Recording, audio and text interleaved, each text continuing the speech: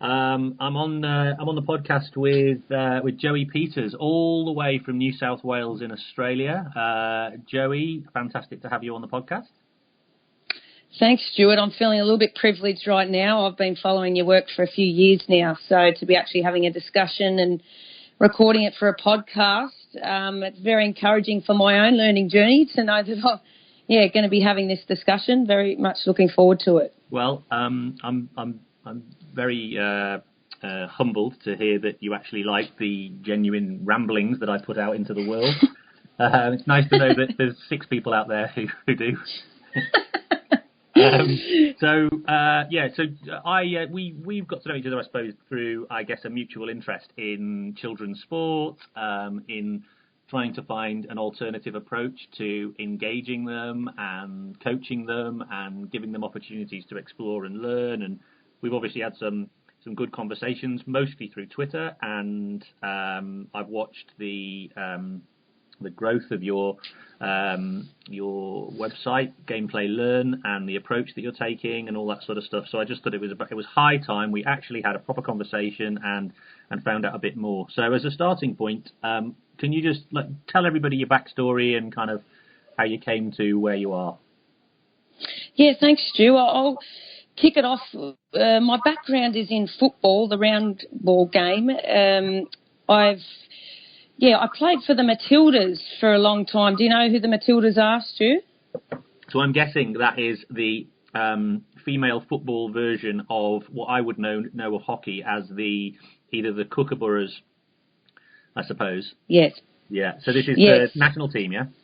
Yeah, the women's national team, football team. So I debuted back in 96. I was 17 years old and did the typical football, well, it's probably not a typical football life, but I was very much a keen sportswoman up to that point. And, so debuted for the Matildas, went through and had a full-on career and retired in 2009. So I was about 12, 13 years of being able to rack up 110 games for Australia, including 3 World Cups, the Athens Olympic Games in 2004, and then having professional stints in Sweden, America, and Brazil, actually. So a very full experience there. Towards the end of my career, like I said, that was 2009, I retired, and I was very interested in going into coaching. Very much out of I think it's the former player. We won't call it a disease, but former players often, take their own experience and think, well, I made it, and this is how I was coached, and this is how I did it. Now I'm going to tell you all about it and pass on my knowledge. So I took that approach to my coaching. No, I mean with great intentions. I mean I wanted to help the next aspiring, Joey Peters to come through the ranks. But it was that very much self-focused, and it was through my coaching then, my journey there, I did my formal coach education. I did, lots of different experiences from, working with the elite kids, high top level adults. I went to Asia to do some coaching licenses. And I eventually came back a few years ago. I took a full-time job in a school, which was an innovative thought at the time in Australia, a football school. So I was a development coach, was doing, a couple of sessions a day, had a great experience collaborating with a group of coaches at that particular school. And out of that came many light bulb moments, but one of them was that it wasn't actually about me, it was about them, them being the kids. So that kind of former player complex finally shifted because we started collaborating, as coaches, not just looking at the sport, but looking at, or not just the one sport, but looking across sports and realising there's principles that, there's life outside of football.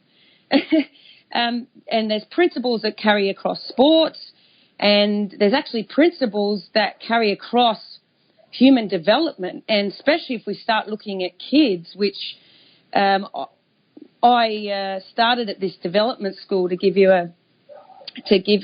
an indication. I started with the 18 boys. I was the senior coach, coaching these boys to be the next professional player. I think it's fifth year now. But a couple of years down the track, I found myself going to the lower age groups, where now I'm actually coaching under nines. And it was very much seemed like you could probably say it'll be interesting to discuss, Stu, the different ages of kids that we coach. But as I went down the scale, I realised I was totally out of my depth. I knew nothing about kids, coaching kids, because you can't apply the same thing as a professional to a school kid or a grassroots kid. So it actually forced me to go, okay, I need some help here. And that's where my colleagues came in and said, come on, get on Twitter. There's these guys like Stu Armstrong, Mark O'Sullivan, Mark Upton. There's this cohort of people that are into this deeper learning and the theory behind human development and talent development. So that now has come to the place. So 3 years on, I feel like that's since I took that, we call it the pill, or the going down the rabbit hole of the Matrix almost. Look at totally different worldview now and again, it's just that shift in focus. It's not about me and we'll say it Game, Play, Learn. It's not about the coach and their coaching. It's about the learner and their learning. Now, when you have that shift, it sounds simple, but the complexity in making that shift to becoming aware that it's actually about the kid and it's upholding, that individual. It just was a big turning point in my career. Wow, that's fantastically. It's a fantastic story, and it's. I mean, I think it's probably in lots of ways. I think. I mean, you obviously, you were, had a really long and extensive elite career, and then this almost metamorphosis, I suppose, that happens over a period of time where when you go into the coaching world and you think you have got a body of knowledge that you can apply, and then actually you almost go into that kind of, I suppose, that area where you begin to start to question yourself. And I think most coaches go through that, obviously not from an elite perspective where you're coming from, but having gone from playing to coaching with the assumption that the knowledge they've gained through playing is enough. I think a lot of people probably can really resonate with what you're talking about there. Yeah, well, like I said, it's I think in terms of coming from experience, that's why I've just loved this principle-based learning of actually finding there's principles, with this non-linear pedagogies. There's principles in, say, something like the principle of emergence, like we're doing now with this discussion. We're seeing in real time, we're seeing, what this experience it can be full of. So rather than, having all this red tape and this planning and these programs that sometimes we get caught up in, we lose that sense of just the experience in real time. And that's why I love something like the principle of emergence, that you can really apply that across context. And so rather than coming from that former player experience, I've got a big career and I can, now pass on my knowledge. It's so much deeper than that now. And I often say the biggest strength of ours is the biggest weakness. So in a former player, for myself, my biggest strength is perhaps that all the varying experiences I have had in the game, from grassroots right up to the highest levels as a player, and now, and then afterwards as a coach as well. Great experiences, but that's also the biggest weakness because we can rely on that.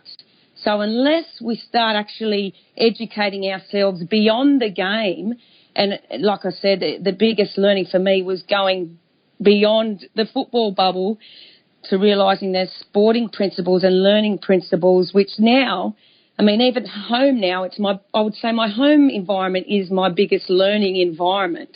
I've got, I think there's 5 home tonight, 5 kids home, and I've got, including a Down syndrome autistic son called Tyrese.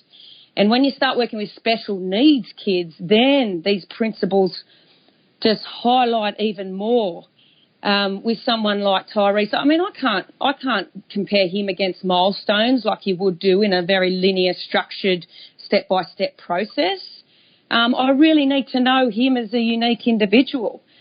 So, these principles, I'm really excited to be able to put it into a coaching approach, but it's more than a coaching approach. And that's why in a lot of the blogs we do at Gameplay Learn, it's about the learner. So it can apply to any context, the home context, the school context, the sporting context. It's just nice to just add some depth to the experiences that I've had with the science. It's fascinating what you're talking about because, there's so much in what you've just said, but one of the things that, on the last couple of episodes with one of them has only just come out now, which is with Kendall McQuaid. He talks about this same sort of principle as well. And one of the things he talks about is in coaching particularly, how we have too much of an emphasis on performance. So you've just said a word used. It's about the learner, and more often than not, we think of them not as learners but as performers. So our emphasis tends to be on methodologies which will enable them to perform kind of right there in the here and now. And we get really wedded to that in terms of, if we don't immediately see right then and there in front of us this kind of movement or change of performance, it's almost like we're, we feel like we haven't had our hit as coaches. We haven't had our injection of the dopamine or whatever it is that gives us the buzz and all that sort of stuff. Because it's actually it takes much longer than that, and it's uglier and messier and all that sort of stuff, the deeper learning approach. So, but when you get to that point of saying it's about the learner, and you think it's not the learner, it's about the learner instead of about the performer, you think about it entirely differently. And but like you say, it's I love that phrase you use, by the way. Took the pill and went into the Matrix. Do you know what? It really, because I feel like that. So there are times, to be honest, like in the Matrix, like it's a pretty horrible world that they live in. It's pretty ugly and messy, and some of them really want to go back to what they were. Sometimes it's a bit like that, isn't it? You want to go back. Well, yeah, you kind of wish that, I wish I didn't know this when you're dealing with a lot of people that would look at you funny if you used the term like learner in a sporting context. That's they're used to players, and they are players, and just by our terminology, we do need to have a really good think about what terms we're using. If we're calling young people, or anyone, if we're calling them players, then we're missing out on actually putting the person first. That we lose sight of the person, and we lose sight of the context of what sport's really about. And it's far more than, just making the elite the top. It seems like it's just everyone's about, they want to be the best in the world, or they want their kid to be professional. Well, to be honest, I've lived a professional life in the game, and as much as I wasn't afforded the luxuries of men's football in terms of financial gain or even opportunities, I've still tasted of it, and it was a good, fulfilling experience, but it's no better than any other, calling or any other vocation for people. So, we've really got to realise when we're in that sporting bubble, it's not just about sport. It's not just about a player. We're dealing with whole people here, and this is more of this is experience that we're going through. It's not about outcomes, like you mentioned before. People want to see an improvement in one session, and they want to stick to the outcomes. And although it's good to have and that's where we use the principle. I guess that's where the principles come into place. But so that it's not outcomes we're driven towards; it's experiencing, the journey. So it's very much a journeying approach. It takes the pressure off, and in the end, if we're actually valuing the person, then we'll find that they become better players anyway. And that's what I love about this approach as well. When I say this approach, I guess I mean the game, play, learn, but it encompasses everything, the long-term journey. It encompasses upholding the rights and the needs of children. All individuals, really. I mean, I've got a special passion for kids, but again, this applies across all contexts. So, sorry, Stu, do you want to keep... No. Otherwise, I'll keep going down and I'll dig another rabbit hole. So is there something there you wanted to reflect on? No. There is I mean, like I said, what you talk about when you talk about, the approach. Sorry. Maybe it's worth kind of expanding a little bit more for those people out there, kind of what the approach entails. Yeah, look, like I said, a few years ago, colleagues of mine, we would, on this, digging this rabbit hole down, looking at all these learning principles, looking beyond just the football bubble, looking at human development, looking across the sporting landscapes and finding that, we've just gone a bit crazy as adults and kind of messed it all up in its commercialisation.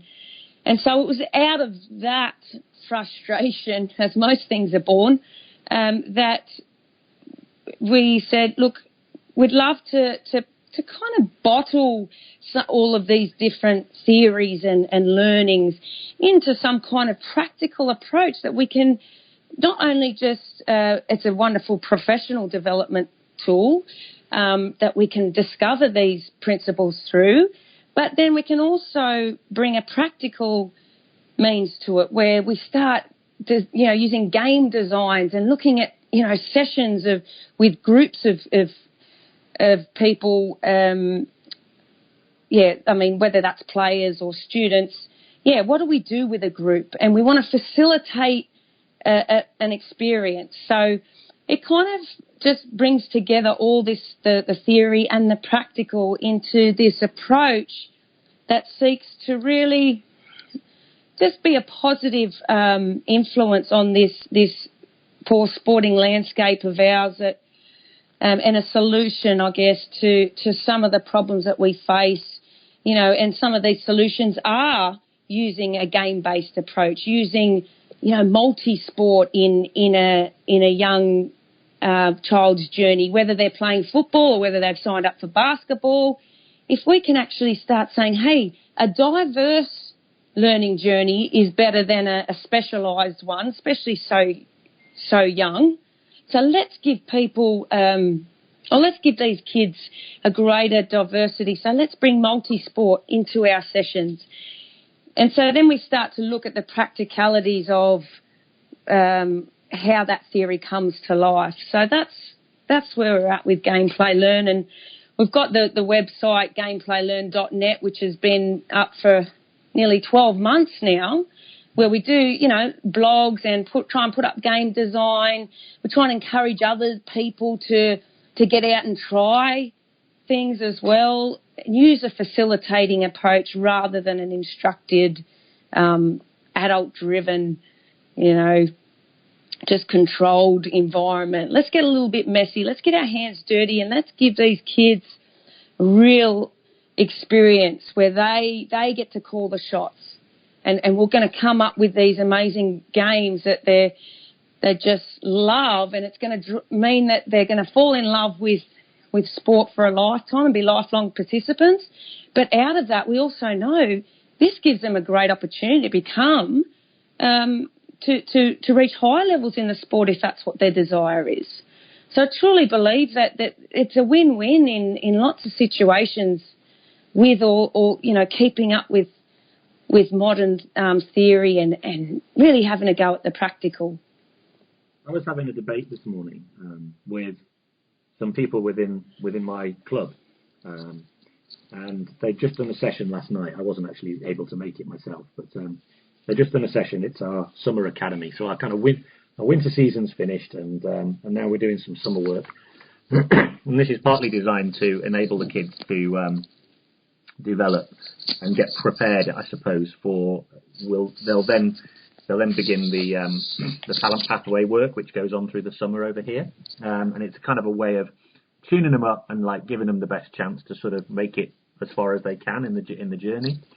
I'm not a huge fan of it all, to be honest, but anyway, that's for a different day. But one of the things that said they've sort of fed back and reflected on the experiences and what they've done, and what they've done is, don't get me wrong, and I've been doing quite a bit of sort of internal advocacy and mentoring, but obviously when you're part of a club, it's sometimes quite hard to, you come across, sometimes you can be the really annoying guy who's always like kind of being critical about what people are doing. In this case, I definitely was. And what happened was, they said, what we did was we did this game, and then we did a drill where we practiced passing to the left, going around a diamond, and then we did a game, and then we did a drill passing to the right, going around a diamond, and this, that, and the other. And they were clearly very proud of what they'd done. And I, me being me, I questioned it. I said, right, what made you decide to do that then? And I basically said, why drill? And what it was saying, it's great, this group, because they're invited. You can drill them, and they're still really responsive. And I was like, that's telling us everything, isn't it, right? So, it is. Yeah, I mean, it's kind of like they're saying, well, we can drill them because they're responsive to it. Now, ordinarily, they're not responsive to it. So what does that tell you about that as a methodology? Yes, and I've had I'll quiz the kids all the time. Like I with one group of kids, I had a games based approach, but they would ask me, for drills, Joey, can we do drills? And it just floored me. It was like, we've got the game here. You guys are playing games, and these aren't just go and have a kick, guys. Like we're really, I'm joining in on with them in constructing. Okay, where does the ball start? Okay, the ball, we're going to start it in the attacking half, so then we'll have more chances to score. Okay, cool. We'll start the ball in the attacking half. How many players are each going to have?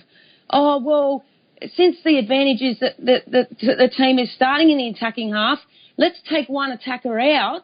So then the defenders have got more on their team, so that then they've got an advantage to win the ball. These guys are creating these games, and then all of a sudden they're like, Joey, I want to do drills. And I'm just like, where has this come from? And this is where you do kind of go, how much of society's, all this structure or mum and dad in work, where has that come from? That they're wanting to just line up. So you know what I did one day? And I called it the drill experiment in Gameplay Learn. I said, you know what? Okay, we're going to do drills. And so they were lining up, and I just felt so silly, but I tried to do it as serious as possible. Okay, I want you to only touch it around the cones using the outside of the foot this time, and then inside the foot, very directive, lots of instruction, very explicit. And they did it. And some of them, I was like, so how are you guys going? And they're lining up at the back. Oh, yeah, I really like this. And it, again, just went, there's something wrong here. Like there's either something wrong with just the way that culturally, if kids are growing up thinking this is what I need to do to improve my football is stand at the back of the line and wait my turn, and then someone's going to tell me what I need to do. If that's their interpretation of what learning football is, there's something wrong here because they're missing out on so much. And what I love about it's Mark O'Sullivan's term, we give them the what, and the how the players themselves fill with life. Now, the what is obviously the game, and I love talking with Mark about this. We give them the what, so and I love including the kids in the what. Okay, what's the game today, or what's the challenge? So we've worked out the game or the challenge and the rules. Okay, now how they do it, I'm not going to tell them. I am not going to tell them that because that's where the life is. The how, the solution, and all the beautiful creativity of the different solutions that then come out of it, that's where the life is. So there's a interesting little disconnect there with kids and what they're experiencing as structure, and then that they think that is what they need, as opposed to, wow, this game that's full of life, which I don't know. Perhaps you might have a different perspective on what the kids are thinking, or it's just perhaps a brain fart they've had. Oh, yeah, I want to do drills, when they don't mean it, really. But then again, it's that sense of, I think there's, I think what they're probably saying, and just not understanding and probably not articulating, is what they're asking for is either, and this is just me speculating, obviously don't know. Yes. What they're asking for is either the comfort of previous experience, so what they've had before, and therefore that's saying, I kind of want something of what I've had before. Or it might be also them saying that, I think sometimes, and this is, I'm minded of a phrase that, have you heard of Rod Thorpe, teaching games for understanding?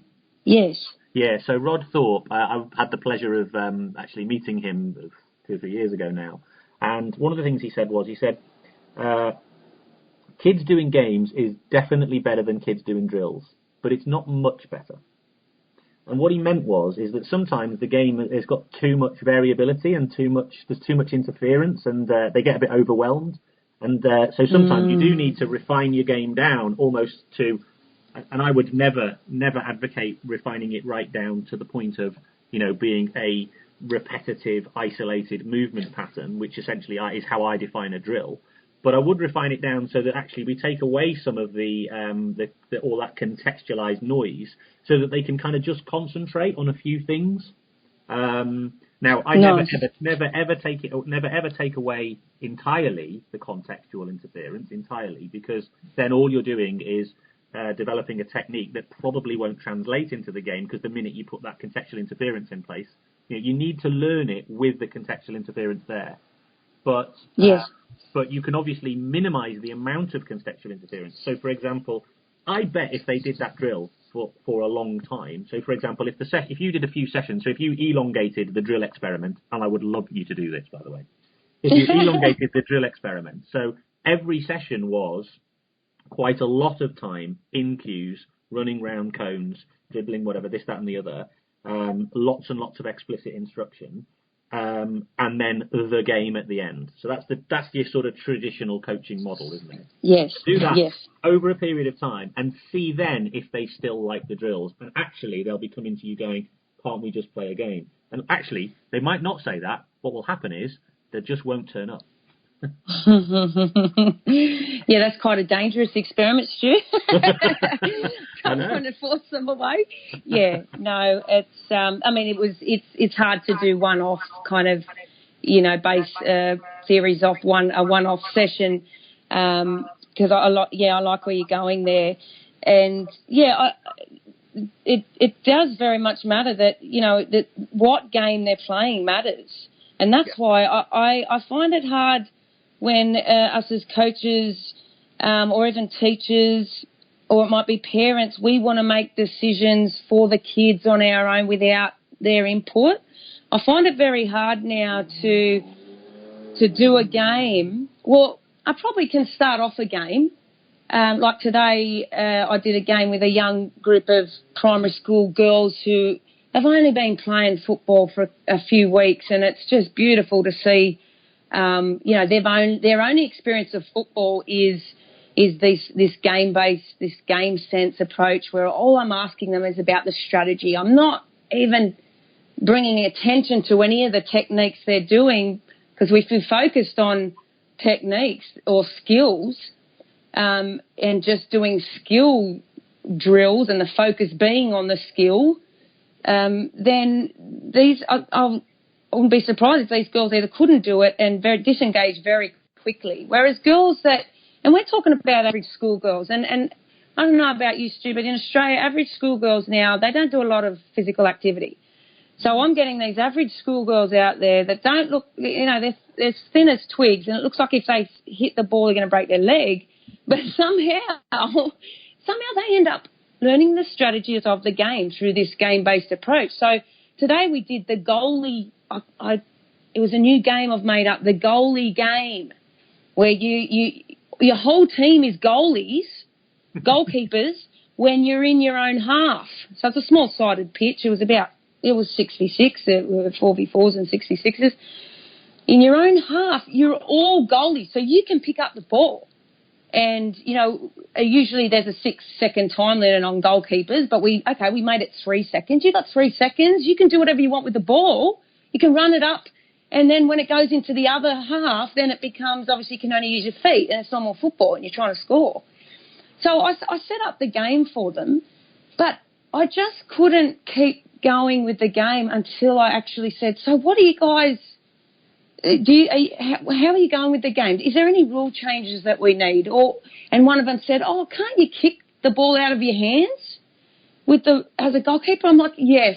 And I'd forgotten that rule because I wanted them to use a lot more of their hands because bring in the multi-physical kind of solutions, using your hands as well as your feet. But I actually forgot. I was like, yes, you can kick the ball out of your hands. But again, it's this interaction, Stu, that I don't know what your take is, but I'd love to see more of a shift of collaborating with the actual group and the kids that you're working with. Okay, guys, I've got this game, but, let's try it out and see if you want to change any rules. And of course, that's the emerging approach as well, yeah, where you see how the game goes and you change it. Do you think, is that still a ways off? Because it still seems like we want to have the session plan. You've got to, either stick to the session or you've got to come up with the plan yourself as the coach or as the teacher. And I'm wondering when we can bring in the input from the players. Yeah, I mean, for me, I think this is done far too little.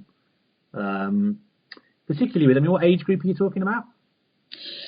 Well, today I was 11-year-olds, but I've done it, with 9-year-olds, right through to 18-year-olds, getting them to contribute into the session design as we turn up to the session. Guys, I've got this game, or this is the session we're going to do. What do you guys think? How many people on a team? Blah, blah, blah. Or just giving them that ownership and that autonomy. Just involving them in the design. It's their session, isn't it? I mean, I think part of the problem, and I have worked in talent, but I work as much in recreational children's sports as I do in talent. And I actually think part of the problem here is that we're a bit too focused on talent development sometimes. And what I mean by that is we have an idea of the progression routes that these young people need. So what we feel we've got to do is we've got to serve them, the most nourishing plate of food, so to speak, in terms of learning, in order to progress them, as opposed to, and we're in a rush. We're always in a rush. And if you work in a school that's, a particular school that's, that results matter, we're in a rush to get them ready to be able to compete. And if you're in a club, it's the same. And I think so very rarely do we have the opportunity to genuinely explore with young people or allow them to explore. And it does take time. It does. It does. But it's also enormously impactful and powerful because they come up with things that you would never consider.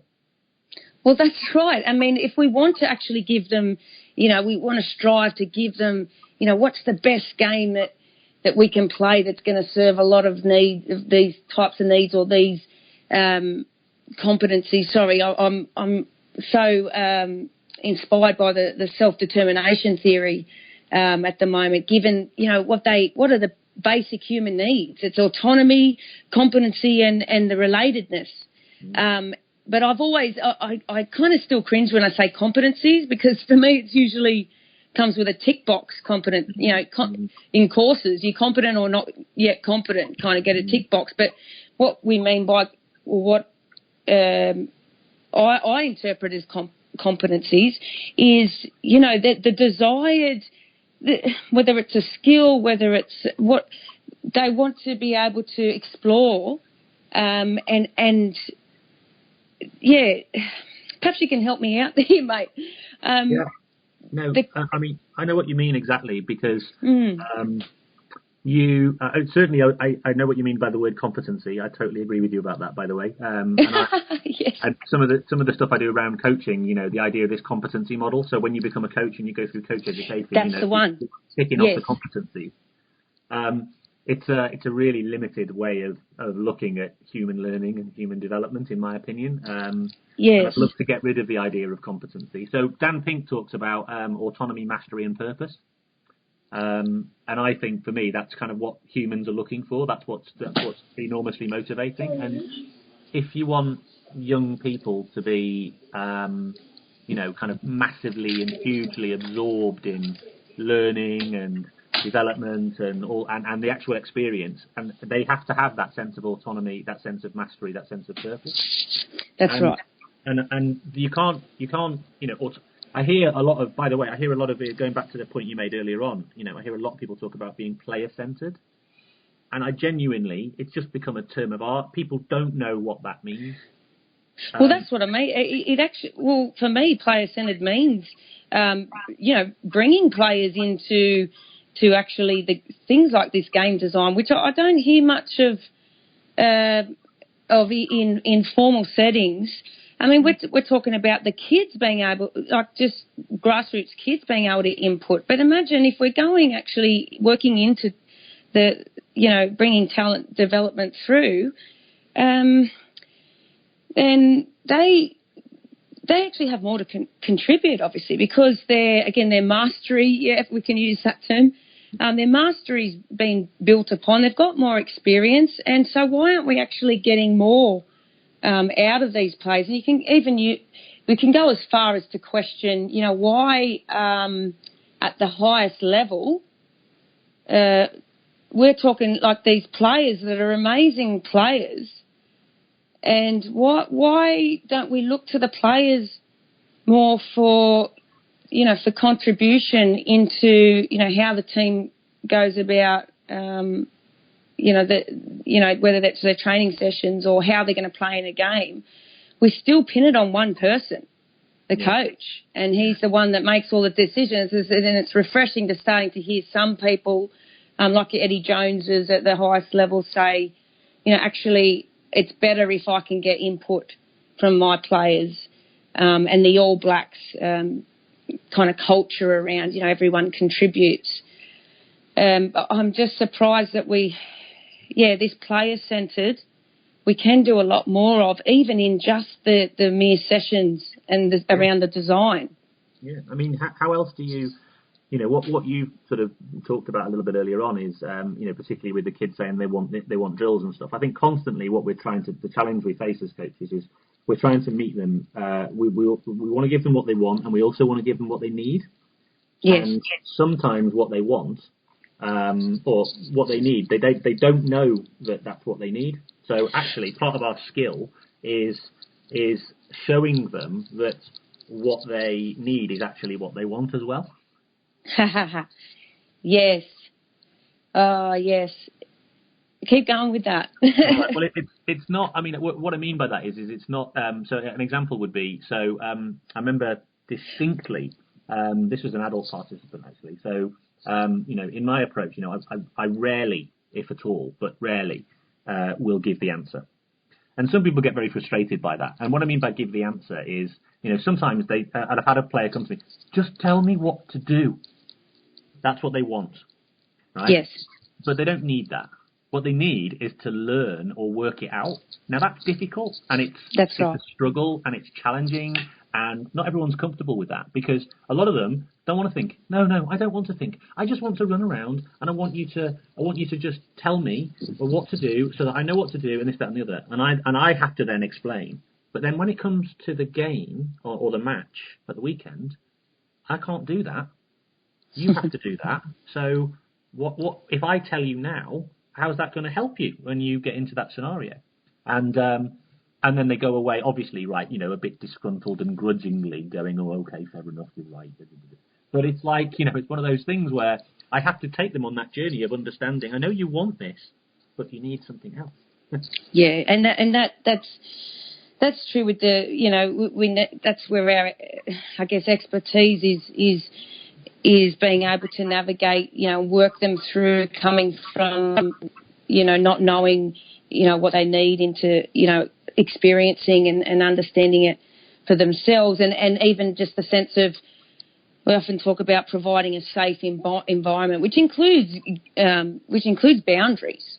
The kids, we can't just say it's open slather and, oh, yeah, you can have whatever you want. And so it's definitely, it is within, we do need to, again, go on that journey of working with our learners to just, help them discover themselves as well while we're doing what we're doing. And, the classic example I have is my kid at home, my little 6-year-old.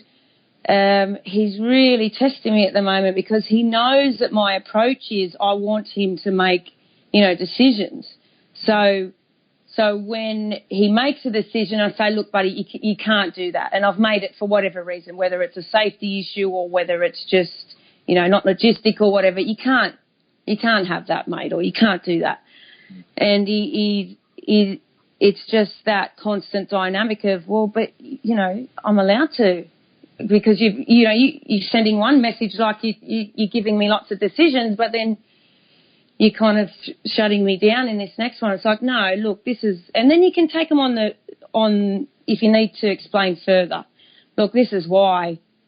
But when he's 6, sometimes he just needs to, it just needs to be told so that he's given that boundary. But it's a lot of these concepts, Stu, just seem to, there's always the opposite side of, not necessarily the opposite side of the coin, but there's, in this complexity, there's always dynamics bouncing off each other, as to what do the kids need right now? Do I give them what they want or do I give them what they need? And, I find that I'm often compromising in areas. I might need to just, in this particular instance, not give it to, give them something like the game rather than a drill, because that's I know that with all this theory behind us, that's what they need, and then they end up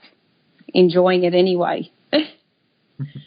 Yeah, I'm minded of a conversation I had when I was working with a group of quite high level athletes. Actually, this was a male team working at sort of national league level.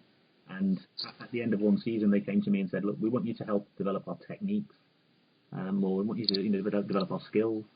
And I said, so do you mean you want me to sort of do more kind of drill type activity? And they were like, yeah. And I'm going, well, first thing's here. Second thing is, well, you need to find a new coach because that's just not the way I work. But I then said as well, or just before we make that decision, I said, I didn't really want that to happen, by the way. But anyway, I said, I said, Sam, Did you when I first started coaching you, could you receive the ball with your back to goal and get out of a tight scenario and make a forward pass? And he would go, and he said, no, it bounced off my stick or whatever. It would go, my first touch was really bad. I said, can you do that now? He went, yeah. And I went, how'd that happen then? Well, you put us in loads of scenarios where I had to do that. And I went, yeah, bingo. Yeah, it does. It works, doesn't it? Yeah, we could have done a drill to do that, but I don't think you would have got the same outcome. Listen, I'm sorry. I've been rambling on, and my bandwidth on my podcasting software means I only get 45 minutes per episode. However, I would definitely want to follow this conversation up if you're willing. Oh, for sure. I feel like I started rambling too. So, and perhaps because there's just so many different ways you can go here. Perhaps if I love the kind of finding where it goes, and of course the emergence of it all. But perhaps looking at some of the different theories or focusing on game design. I know that We kind of wanted to collaborate a bit more in that area. Do you think it might be helpful to? Yeah, we can go on an emerging journey and see where we end up. Yeah, I love it. I'll have to sign off. So, okay. Joey, I really appreciate your time. Thank you very much. Thank you, Stu.